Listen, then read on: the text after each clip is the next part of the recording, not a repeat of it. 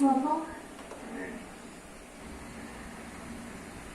Police negotiations. Moss is calling for the government to fix the strikes. Lock out teachers, bring in exams.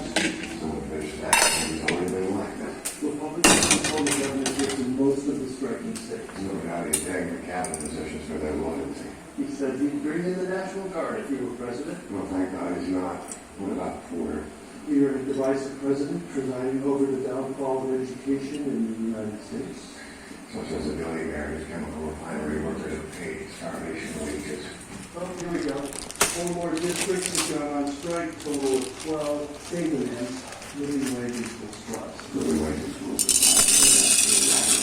So when we started to demonize unions instead of people like Porter, all direct lines to every governor has got a strike on their hands.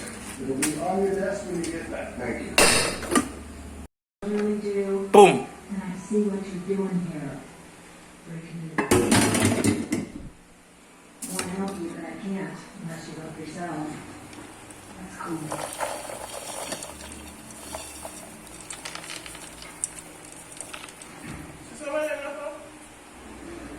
Where do you put it? Update on the meeting with the Turkish foreign minister.